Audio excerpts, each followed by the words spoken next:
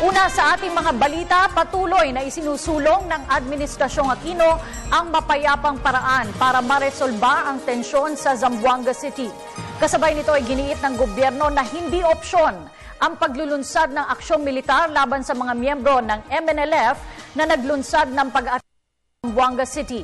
Handa rin ang gobyerno na makipag-usap kay dating MNLF Chairman Nur Miswari para resolbahin ang kaguluhan sa Zamboanga. Ang buong ulat mula sa aming kasamang si Rocky Ignacio, live mula sa Malacanang. Rocky. Yes, maraming salamat, Cathy. Determinado nga ang Aquino administration na matamo ang permanenteng kaayusan at kapayapaan sa Mindanao sa kabila ng standoff sa Zamboanga. Samantala, hindi rin talaga ikinukonsidera ng gobyerno ang military actions para resolbahin ang insidente. Nananatiling committed ang Aquino administration sa pagtamo ng permanenteng kapayapaan at kaunlaran sa Mindanao. Sinabi ito ni Presidential Spokesperson Edwin Lacerda sa harap ng standoff sa pagitan ng tropang sundalo at MNLF Miswari Breakaway Group sa Zamboanga City. We have devoted development efforts towards MNLF communities. And so they know the sincerity of this government. There's no sense of us not to pursue development. We've done that with MNLF through the Pamana. We're doing it with MILF through the Sadya Hatra program. So tuloy-tuloy po ang ating development efforts kasi kailangan natin to make sure that there's peace and development in Muslim Mindanao.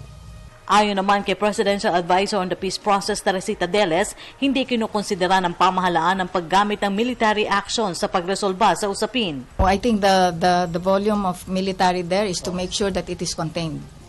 You know, if the government's position was a military position, then we would have seen that yesterday. The government is very conscious of the civilians that are going to be affected. So, for the record, military option or military operation is not an option. It is an offensive option. It is an option for. It is definitely for containment. Bukas naman ang palasyo sa posibleng pagkakaroon ng mediator para kausapin si dating MNLF Chairman Nur Miswari. Pero gate ni Deles, ang dating leader lamang ang makakaresolba sa usapin. Nauna nang hiniling ng kampo ni Miswari ang pagbuo ng ceasefire mechanism kaugnay ng Zamboanga standoff. The implementation review process has no ceasefire mechanism because it is reviewing a process that has already produced a law that is being followed in the land, which is Republic Act 1954. It was never envisioned that there would be a return to violence, so there is no mechanism that is in place. Itinanggi nito na binaliwala ng gobyerno si Miswari sa Government MILF Bangsamoro Framework Agreement dahil ito mismo nagsasabing may hindi pa nare-resolba sa 1996 Government MNLF Peace Agreement. And I will talk about the Bandung meeting where we waited for 6 hours after the technical working group had completed the language for the issue on plebiscite.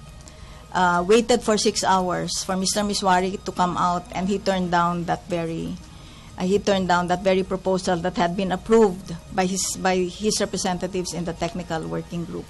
No, I will deny that we have not given full recognition to Mr. Miswari and the MNLF.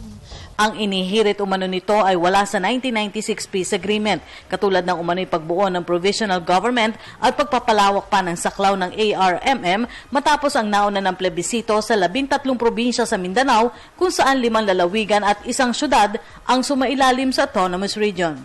And so these are the issues that Miswari maintains are unresolved issues. And we have told the OIC, as far as we are concerned, these issues cannot be resolved. These issues cannot be resolved through the implementation review. But since government has agreed that there may be a new law, that there will be a new law to craft a new Bangsamoro political entity, then there will be a plebiscite there will be a transitional arrangement there, and we will commit that the MNLF can be part of this if they so choose. Samantala, tuloy pa rin ang tripartite review process sa Yogyakarta, Indonesia sa susunod na linggo. Imbitado ang 4 na grupo sa loob ng MNLF, kabilang na si Miswari. What was the status of the Yogyakarta meeting?